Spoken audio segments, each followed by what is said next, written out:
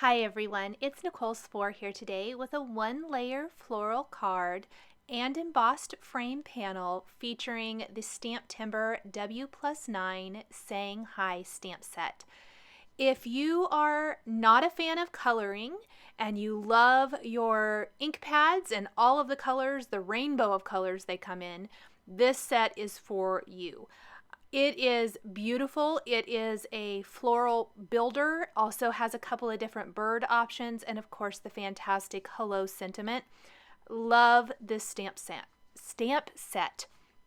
I am going to start with my background.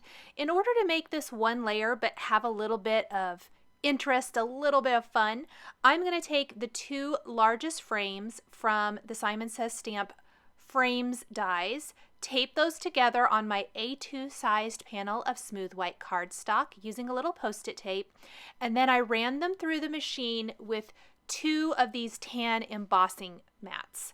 This is going to make it so that they just emboss the dies into my cardstock and don't actually die cut it. So I've got this amazing frame all the way around the edge.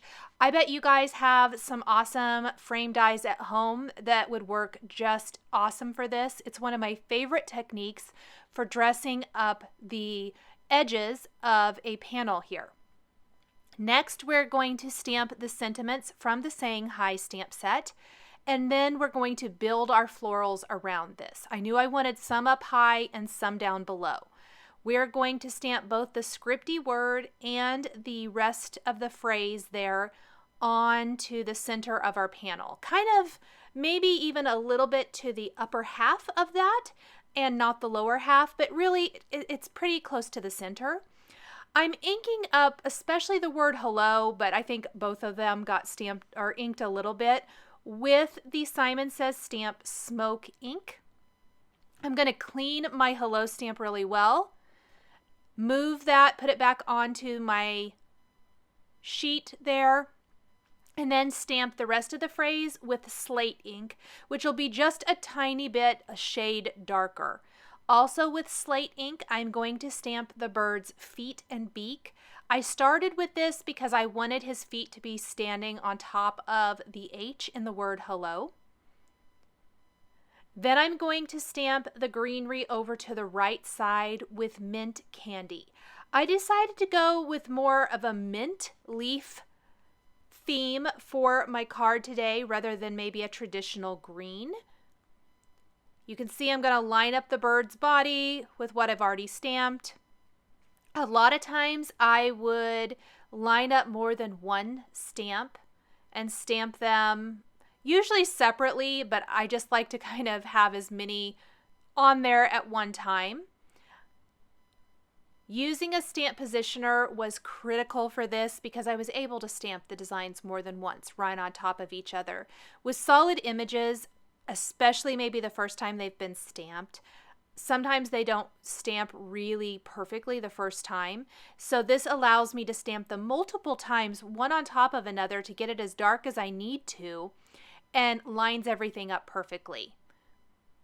So there is going to be another greenery piece. In fact, I went ahead and did that first. Even though that bird's body is there, I was trying to figure out what color I wanted to go with. I often gravitate towards blues or aquas for my birds in all of my cards, and I didn't want to use blues today. We're using the mints for the card, mints and teal, and for the greenery rather, and I knew for the flowers and everything else, including the bird, I wanted yellows, oranges, and pinks. So the body of the bird is Hollyhock. All of my inks are Simon Says Stamp dye inks, which means a dye ink is going to absorb into the paper, so they will be slightly lighter than what you see in when I'm stamping right here in real time. The photos at the end and the beginning of the video are going to show that it fades just a little bit as the ink absorbs into the paper. The wing I'm going to position there on the bird. This is going to be stamped in a shade darker. I did a lot of tone-on-tone stamping with everything today.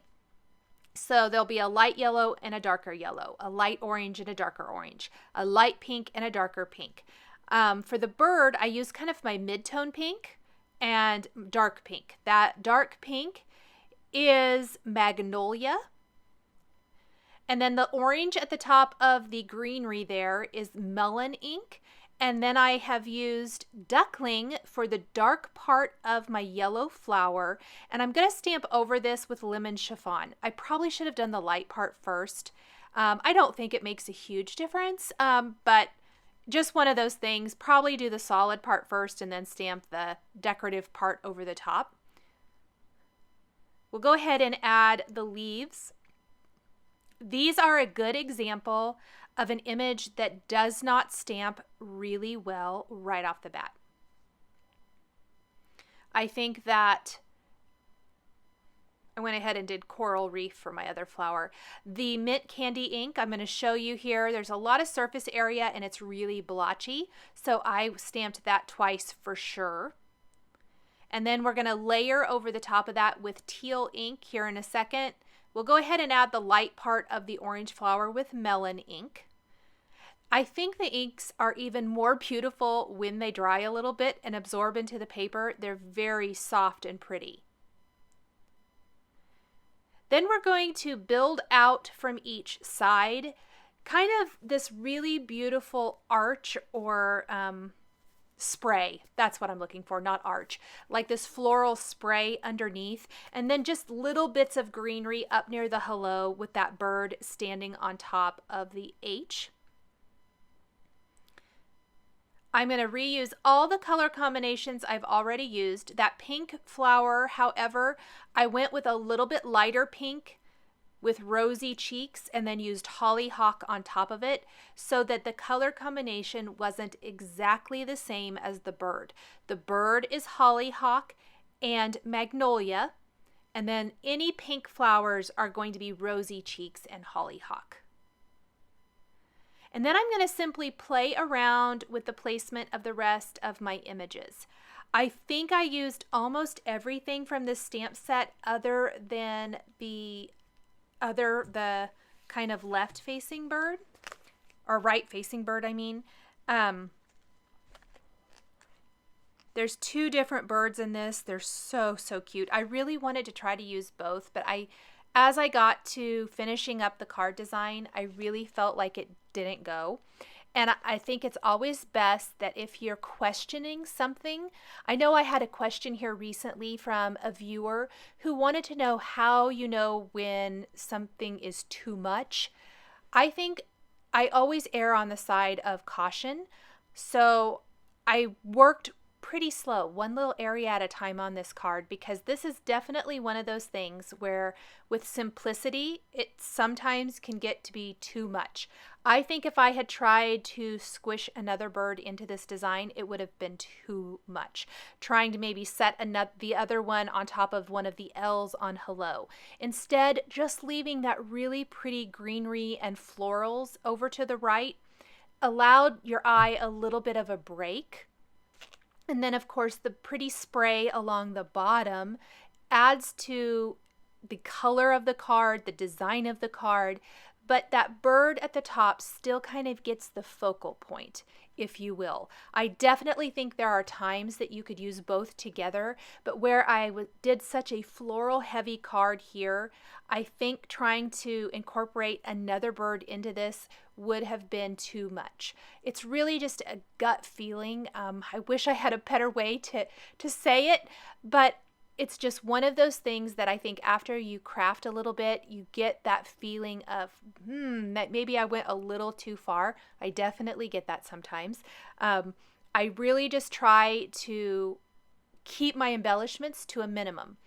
I didn't think this card needed any embellishments. It's got lots of color, lots of stamp layering, and that simple embossed frame dresses up the edges without not making it over the top.